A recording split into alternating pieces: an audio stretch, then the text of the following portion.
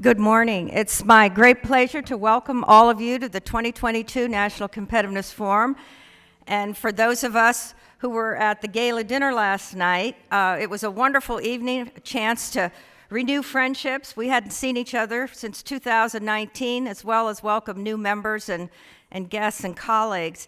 We also had a fantastic National Competitiveness Award ceremony last night, giving our National Innovation Award to three great leaders: Dr. Franz Cordova, former director of NCF, Dr. Thomas Zachariah, still the director of Oak Ridge National Laboratory, and Mr. Paul DeBar, the former Undersecretary, Department of Energy. And it was a wonderful evening. So now it's my pleasure to introduce the chair of the council, Brian Moynihan, the chair and CEO of the Bank of America.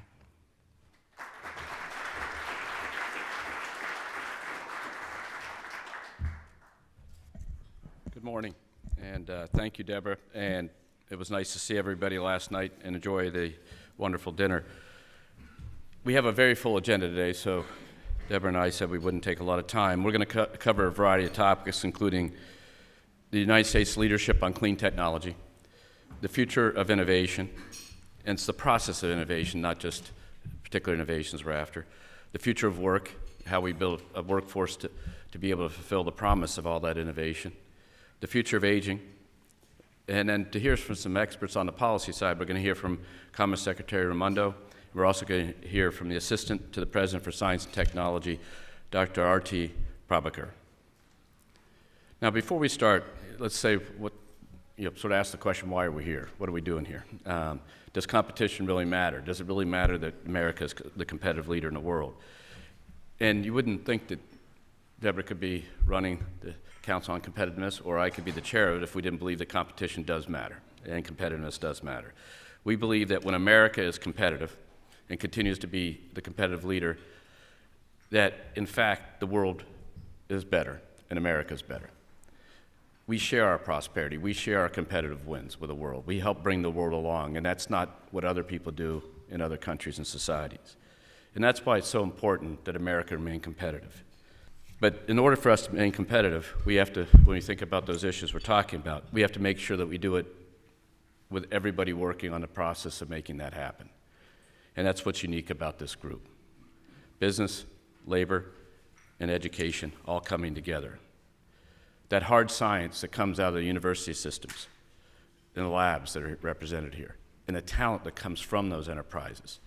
They're the ones that build the stuff, the things, the ideas, the innovation that largely would take and hold.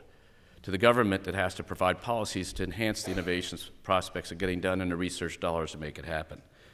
To the projects that got to get done. Ultimately, this has to be something, and the private sector has to bring the capital and the ability to execute. But we don't build those projects by ourselves, and that's why you have labor here to help us think about how we develop the workforce of the future to make that all happen. So if you think about us, that's what's unique. Business, labor, education, the national labs, government, all at the same table thinking through these problems. These perspectives are all here in this room. They work together on how to figure out how to drive these initiatives, and they come up with holistic solutions along policy dimensions and implementation dimensions. So an example of that is one of our initiatives is obviously around the environment and transition to clean energy. There's a false narrative out in the world, which is other countries are ahead of the U.S. in this. I travel all over the world. I've been to the COPs. I've been in rooms with people all over the world, and it's just a false narrative. The reality is the ideas, the innovation, even the demand in other societies for the transformation is coming from America in general, and American companies specifically.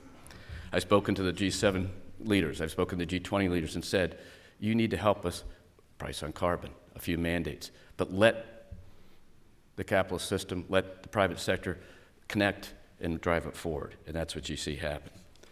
So when you think about that, even on that particular issue, when people talk about Paris and the $100 billion, you think about our company alone has done $200 billion in financing in 2021, and we'll do more this year because our customers demanded it.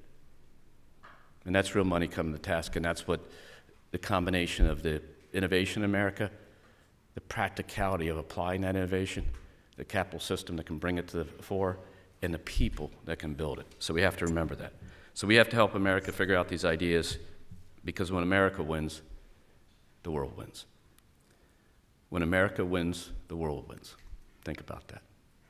Sharing that prosperity, that inclusive prosperity that comes from this country, is a key founding idea that we had. And so here at the Council on Competitiveness, we believe we have to be competitive.